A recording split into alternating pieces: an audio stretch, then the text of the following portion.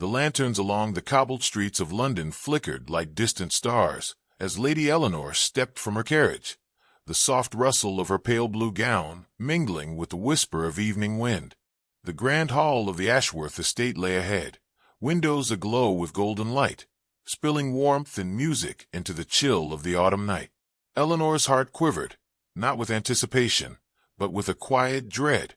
The grandeur that should have stirred pride in her chest instead pressed upon her like a weight, a constant reminder that tonight, as on so many nights before, she would be measured against her stepsister's brilliance and found wanting.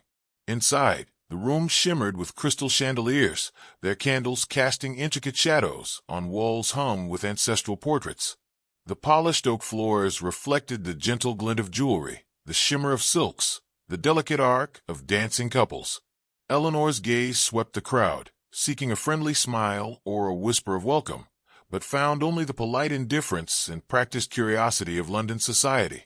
Conversations murmured like a distant brook, laughter like silver bells, yet every sound seemed to underscore her own absence from fortune and favor. Her stepsister, Lady Beatrice, appeared as if summoned by the very music of Eleanor's apprehension.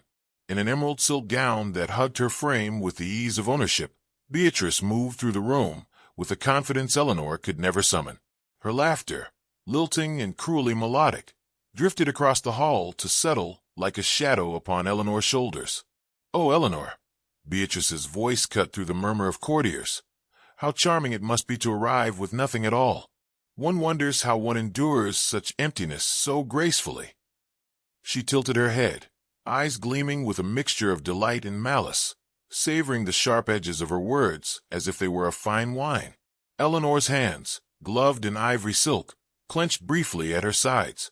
She lifted her gaze, allowing only the faintest trace of acknowledgment in the corner of her eye, and moved with a measured grace toward the edge of the room. The murmurs followed her, polite in tone but prickling in content, each syllable a reminder of her father's absence, her father's fortune now dissipated into the pockets of others. She had inherited nothing, and the world had taken note.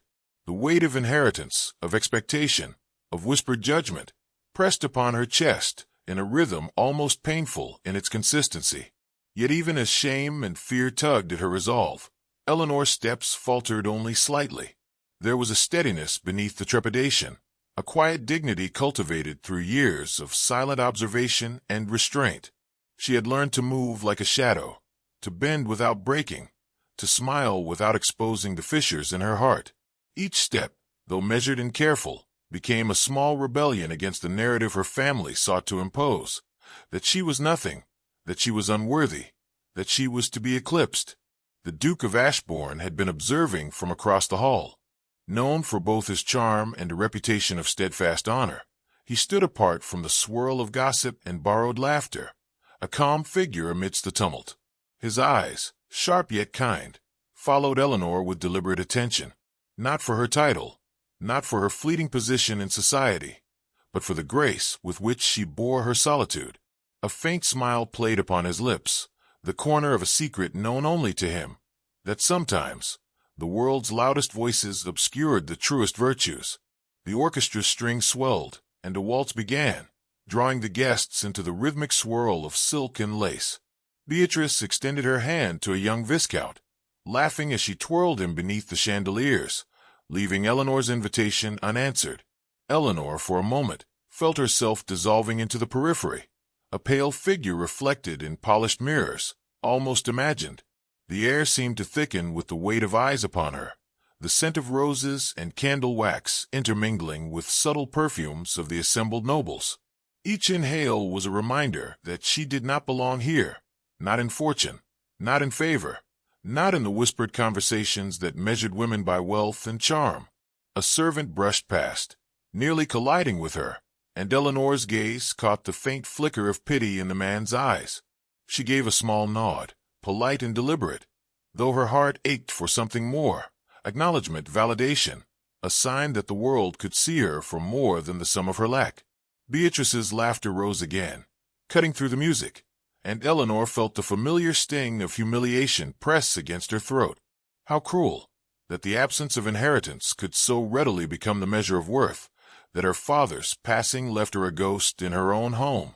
And yet, as the orchestra's melody wrapped the hall in lilting waves, Eleanor's attention shifted.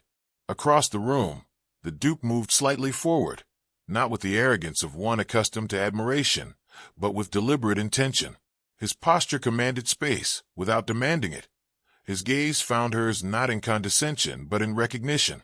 The subtle tilt of his head, the faint curl of his lips, spoke volumes in the silent language of observation. In that instant, Eleanor felt a flutter of something she had not allowed herself in many months.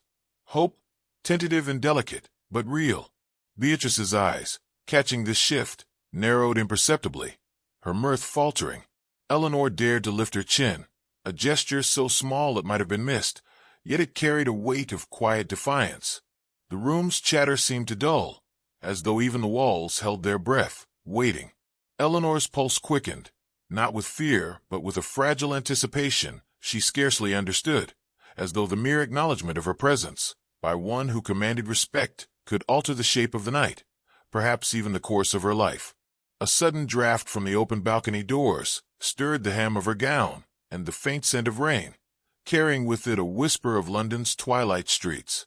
Eleanor stepped toward the balcony, the music and murmurs fading behind her, seeking a solitary moment to gather the fragments of courage that had been so carefully preserved. The city stretched beneath her, its lamps twinkling in reflection of her own cautious hope. Somewhere in the distance, a carriage rumbled over wet cobbles, a reminder that the world continued, indifferent yet full of possibility.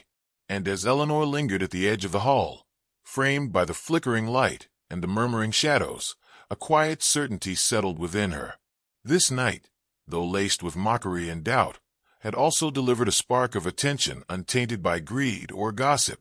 Across the room, the Duke's eyes met hers again, unwavering, and Eleanor realized that, for the first time in months, she was seen not as the daughter who inherited nothing, but as a woman of her own quiet virtue.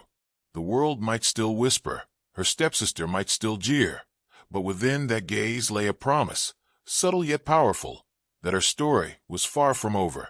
The music swelled, and Eleanor inhaled deeply, feeling both the weight of shame and the flutter of an unexpected hope.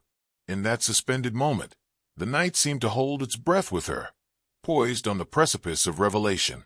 And somewhere, within the glittering chaos of chandeliers and laughter, the first thread of a life she could scarcely imagine, dignified, cherished, and perhaps, at last, recognized, began to weave itself into being.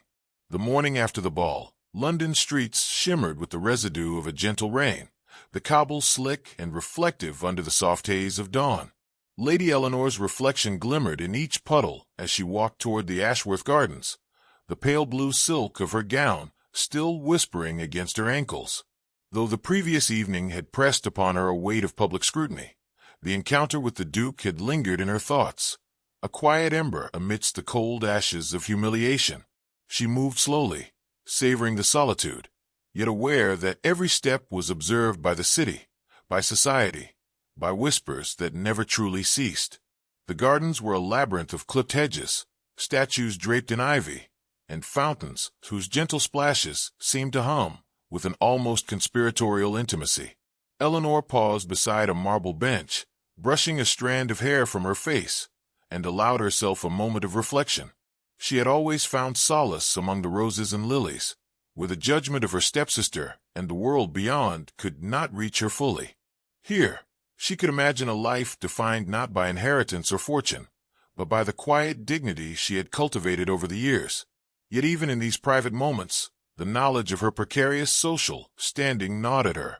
She was visible to the world only through the lens of her lack, her stepsister's laughter echoing in her mind, as if the walls themselves remembered.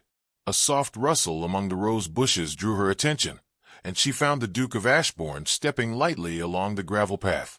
His presence was neither abrupt nor demanding, yet the world seemed to bend subtly around him, as if acknowledging the gravity of his attention.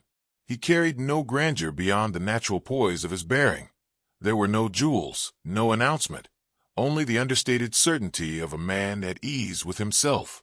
When his gaze met Eleanor's, a quiet acknowledgment passed between them, charged with the unspoken weight of the previous night's recognition. "Good morning, "Lady Eleanor," he said, his voice low, resonant, and devoid of affectation. "I trust the evening did not leave you wearied beyond measure." Eleanor's lips curved in a restrained smile, the hint of amusement catching her by surprise. "I endured it as best I could, your grace," she replied, keeping the politeness required by custom, though beneath it lay the truth of her relief at seeing him, unaccompanied by the theatrics of a ballroom. He inclined his head slightly, offering a gesture that was at once deferential and intimate. "You endured more than most, I believe. The world often mistakes silence for weakness, yet there is strength in grace." Eleanor's chest swelled with a quiet warmth, not from flattery, but from the perception that someone truly saw the measure of her. Their conversation, though brief, was interrupted by the rustling of another figure. Lady Beatrice, always alert to shifts in attention, emerged from behind a marble fountain, her emerald gown glinting in the morning light. She carried the air of someone who believed the world owed her acknowledgment, yet her eyes flickered with irritation at the sight of Eleanor and the Duke. "Ah, I see you have found companionship among the statues and hedges," she said, her voice saccharine yet sharp-edged. "Though one might think the company of courtiers would prove more stimulating than idle flowers." Eleanor's hand tightened around the folds of her gown, but she held her composure. "The gardens have their own kind of conversation," she replied softly, "and often one that is far more honest than that which fills gilded halls." Her words were carefully chosen, polite yet unyielding, and they seemed to strike an unseen chord of restraint in Beatrice. The Duke's gaze shifted between the sisters, and a subtle, almost imperceptible crease appeared in his brow. "The truth, I find, is seldom loud, Lady Beatrice," he remarked evenly, the cadence of his voice carrying both authority and quiet disapproval. "It speaks best when observed with care." Beatrice's lips tightened, and she turned with a huff, leaving the space between them suffused with unspoken tension. Eleanor exhaled softly, her relief mingled with the thrill of having navigated the encounter unscathed. In that moment, she felt an unfamiliar sense of partnership, of being shielded not by wealth or influence, but by the quiet vigilance of someone who understood her worth. The Duke extended his hand toward a nearby marble bench. "Shall we sit? The morning carries a clarity that is seldom found in the evening's tumult." Eleanor accepted, seating herself with careful poise, and he settled beside her, the subtle scent of his presence mingling with the crisp autumn air. A silence stretched between them, comfortable yet laden with meaning, each aware of the delicate balance between public expectation and private acknowledgment. "You have the patience of a saint," the Duke observed, "to bear the attentions of those who measure value in inheritance and fashion alone. It is a rare quality." Eleanor's gaze met his, and for a fleeting moment, the weight of her previous humiliation felt almost bearable, softened by recognition and regard. The morning passed with a gentle rhythm of conversation, the Duke speaking occasionally of books, distant estates, and matters of decorum, all the while leaving space for Eleanor's voice, her thoughts, and her reflections to surface. He did not dominate, he invited. Each observation, each pause, seemed meticulously designed to remind her that she was not invisible, that her presence commanded notice, and that virtue, though often unacknowledged, held an enduring power. A distant carriage bell rang, signaling the arrival of guests for the midday gathering at the manor, yet Eleanor lingered, reluctant to be swept back into the currents of scrutiny and expectation. The Duke rose, offering a gloved hand to help her from the bench, and she accepted, feeling the warmth of contact linger longer than propriety would dictate. "There are those," he said, "who will never comprehend your value. Let them speak, and let us walk where truth is acknowledged." As they moved toward the house, Eleanor felt the subtle shift in her own confidence, the whisper of the gardens, the acknowledgment of the Duke, and the restrained triumph of holding her composure against Beatrice's veiled malice coalesced into a small yet potent victory. She walked taller, each step a gentle defiance of the narrative her family sought to impose upon her. Yet the air carried more than the scent of wet earth and roses. In the distance, a servant hurried toward the hall, carrying a folded note bound with the Ashworth seal. Eleanor's curiosity flared, mingling with apprehension. The Duke's eyes followed the movement, sharp and attentive. The note's presence hinted at another twist in a morning already tinged with revelation and subtle upheaval. The hum of the approaching guests grew louder, their chatter spilling across the gardens as they drew near. Eleanor's steps slowed, caught between the desire for privacy and the knowledge that society would not wait. She glimpsed Beatrice at a drawing-room window, her eyes narrowed in calculation, plotting the next maneuver in a game Eleanor had never wished to play. The Duke's hand brushed lightly against hers, a reassurance and a reminder of quiet loyalty. "Whatever may come," he murmured, "you will not face it alone." The words, simple yet resolute, settled in Eleanor's heart like a balm, soothing the sting of mockery while promising a force unseen yet steadfast. The note arrived at last, the seal broken with careful deliberation. Eleanor's fingers trembled as she unfolded it, and her breath caught at the first line. The script, elegant and deliberate, carried both the weight of scandal and the possibility of change. Her stepsister's designs were no longer the only force in the room. The Duke's presence, coupled with the promise of intervention, offered a subtle counterbalance. As the sunlight waned beneath the afternoon haze, Eleanor felt a stirring of anticipation, a delicate tension that promised both danger and revelation. The gardens, once a refuge of solitude, now seemed charged with possibility. The morning had carried shame, confrontation, and quiet triumph, and yet it left the evening open, full of threads waiting to be drawn taut. She glanced at the Duke, whose gaze held the certainty of intention, and for the first time, Eleanor allowed herself to imagine a path through the scrutiny, the gossip, and the relentless judgment of her family. The day, though still young, seemed poised on the cusp of revelation. Eleanor's pulse quickened as she stepped toward the hall, the letter clutched in her gloved hand, and the Duke by her side. Somewhere within the gilded walls, amidst laughter and observation, the world would soon see that the quiet, gentle woman who had inherited nothing might yet command everything of true worth.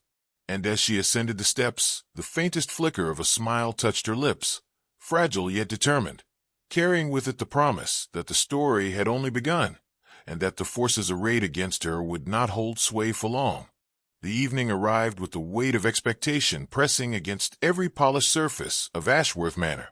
Candlelight shimmered across gilded mirrors and crystal chandeliers, casting a golden glow over gowns of silk and velvet, over powdered faces carefully painted to mask curiosity with composure. Lady Eleanor entered the grand hall, her pale blue dress moving like liquid beneath the soft illumination, each fold a careful measure of dignity and restraint. The hum of conversation rippled across the assembled guests, polite laughter masking the ever-present undercurrent of scrutiny. Her stepsister, Lady Beatrice, lounged near the edge of the ballroom, her emerald gown catching the lamplight, eyes sharp and calculating. A glance from her was enough to remind Eleanor that envy could be as piercing as any dagger. Eleanor's heart, steady yet anxious, beat a rhythm she had long learned to control. She moved with careful grace, aware that every whisper, every glance, measured her worth in the eyes of society. Yet she carried with her a subtle reassurance, a quiet courage born of the morning's encounter with the Duke of Ashbourne. That morning, in the gardens veiled with mist and autumn leaves, he had recognized her virtue without pretense, affirming a truth that her family had long denied. And now, in this gilded hall, he was near, his presence both protective and unwavering. Beatrice, sensing the shift in attention, could not resist the urge to incite the murmurs further. "It is curious," she said with a deliberate tilt of her head, addressing no one in particular, but ensuring that every noble present could hear, "how one may appear in splendor yet carry nothing of substance. Perhaps Lady Eleanor hopes the evening will teach the world she is more than she seems." The laughter that followed was polite but cutting, a chorus of subtle mockery meant to define Eleanor as a figure of intrigue, rather than admiration. Eleanor's fingers brushed the hem of her gown, steadying herself. She met Beatrice's gaze with a composure that belied the flutter in her chest. There was no retreat now. The moment she had feared for so long had arrived. Yet, before Beatrice could savor her imagined triumph, a presence stepped forward that silenced the murmurs as swiftly as a falling curtain. The Duke of Ashbourne moved with measured grace, commanding attention not by gesture or volume, but by the simple weight of his conviction. His dark coat swept behind him like a shadow cast by certainty, and his gaze found Eleanor as though no other soul in the room existed. "Ladies and gentlemen," he began, his voice calm, but carrying over the subtle murmur of the ballroom, "I believe the matter requires clarification." Heads turned, whispers halting mid-sentence. "Everything I possess, my estate, my title, and my fortune, belongs to Lady Eleanor, for she is deserving beyond measure, and she is mine." The hall fell into stunned silence. The words, formal yet filled with undeniable sincerity, struck the guests like a chord plucked in perfect resonance. Courtiers blinked, unable to reconcile the audacity of the declaration with the conventions of society. Beatrice's face, once so assured, paled. The gleam of triumph faded into a thin veneer of disbelief. Eleanor felt the world shift beneath her, a gravity changing not with the force of scandal, but with the subtle authority of truth recognized. A single murmur rose from the assembly, then another, until polite applause filled the hall. Yet the reaction was not mere compliance. It was admiration, a recognition that virtue, patience, and dignity held a power that wealth alone could never command. Eleanor's eyes met the Duke's, and in that moment a clarity passed between them. She was no longer the girl who had entered with the shadow of inheritance pressing upon her. She was a woman acknowledged, respected, and seen for her true worth. Beatrice's lips quivered, a faint hiss of indignation barely controlled. Eleanor's pulse, though steady, thrummed with the quiet exhilaration of triumph. She did not need to speak. The Duke's declaration had rendered words unnecessary. He extended his hand, a gesture of guidance, support, and partnership, and Eleanor accepted, her gloved fingers resting lightly against his. The simple touch conveyed more than any conversation could have, a silent pact of protection, admiration, and mutual respect. As the evening continued, Eleanor and the Duke moved through the hall with measured poise. Courtiers approached to offer congratulations, their words polished with sincerity, for none could ignore the authority of his statement. Eleanor responded with courtesy, her voice calm and composed, yet beneath it flowed a river of emotion long restrained. Every glance, every nod, was a quiet reclamation of her dignity, a subtle reweaving of her identity from the threads her family had tried to unravel. The orchestra began a gentle minuet, and Eleanor, guided by the Duke, stepped into the dance with a grace that seemed to illuminate the space around her. The crowd parted subtly, sensing not just the physical movement of the pair, but the magnetic weight of their union, the harmony of recognition and respect that transcended the frivolity of fashion and inheritance. Each step was a declaration, each turn a subtle reaffirmation that the girl who had been dismissed, ridiculed, and overlooked now held her place, with quiet certainty. Moments later, they found a secluded alcove near the windows, the glass reflecting the warm candlelight and the gathering shadows of the evening. Eleanor allowed herself a breath of relief, the weight of public attention easing against the steady warmth of the Duke's presence. He turned toward her, eyes softened yet steadfast, and spoke with a gentleness that carried the intimacy of unspoken understanding. "You have endured far more than anyone should be asked," he said, his hand brushing against hers, thumb resting lightly atop her gloved knuckles.